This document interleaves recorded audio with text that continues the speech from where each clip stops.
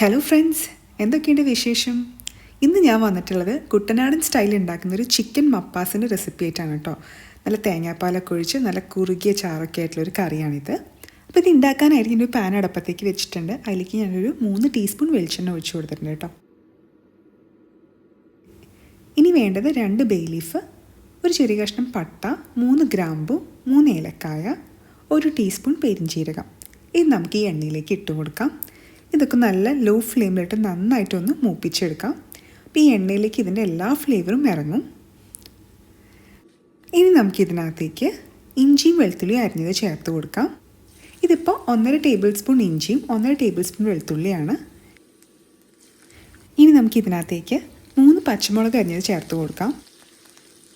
അപ്പോൾ ഇതൊക്കെ ഒരു ഗോൾഡൻ ഷെയ്ഡ് ആവുന്ന വരെ നമ്മൾ നല്ലപോലെ വഴറ്റിയെടുക്കണം. ഇനി നമുക്ക് 2 വലിയ സവാള അരിഞ്ഞ് ചേർത്ത് കൊടുക്കാം. ഇതിലേക്ക് ആവശ്യമുള്ള ഉപ്പും കൂടി ഇട്ട് കൊടുക്കാം കേട്ടോ. ഇപ്പോൾ നല്ലപോലെ നമുക്ക് ഒരു ലൈറ്റ് ഗോൾഡൻ ഷെയ്ഡ് ആവുന്ന വരെ വഴറ്റിയെടുക്കണേ.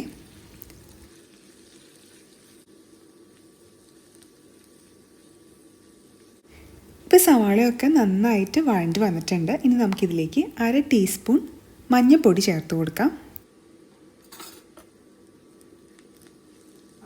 അപ്പോൾ ഇതിൻ്റെ പച്ചമണമൊക്കെ മാറുന്ന വരെ നമുക്കൊന്ന് വഴറ്റണം കേട്ടോ.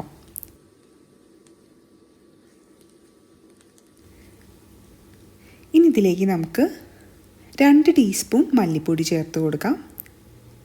മല്ലിപ്പൊടിയും നമുക്ക് നന്നായിട്ട് ഒന്ന് വഴറ്റിയെടുക്കണം.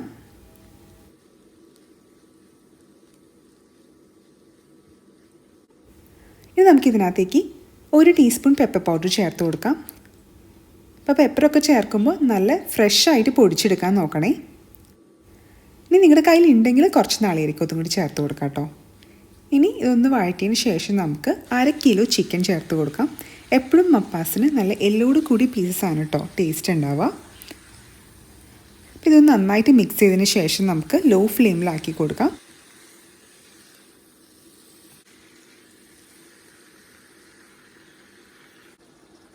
ഇതേപോലെ ചെറുതായിട്ട് വെള്ളമൊക്കെ ചിക്കനിൽ നിന്ന് തന്നെ ഇറങ്ങി വരും.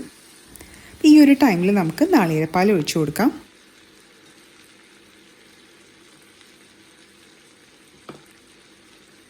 ഇതിപ്പോൾ 1.25 കപ്പ് രണ്ടാം പാലാണ്, അത് ഒഴിച്ചു കൊടുക്കാം നമുക്ക്. എന്നിട്ട് ചിക്കനൊക്കെ നല്ല പോലെ നമുക്ക് വേവിച്ചെടുക്കണം.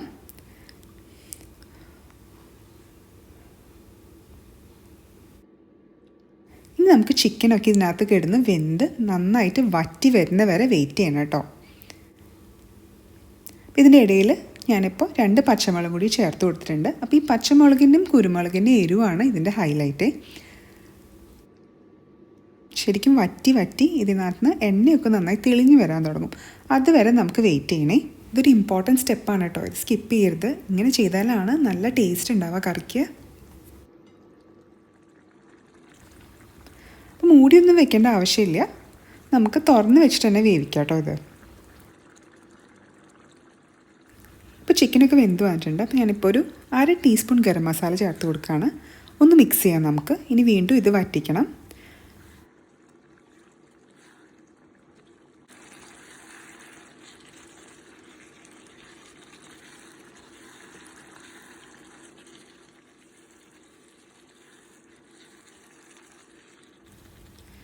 ഇപ്പോൾ ഈ തേങ്ങാപ്പാലൊക്കെ നല്ലപോലെ വറ്റി വന്നിട്ടുണ്ട്. നന്നായിട്ട് എണ്ണയൊക്കെ തെളിഞ്ഞ് വരുന്നുണ്ട്.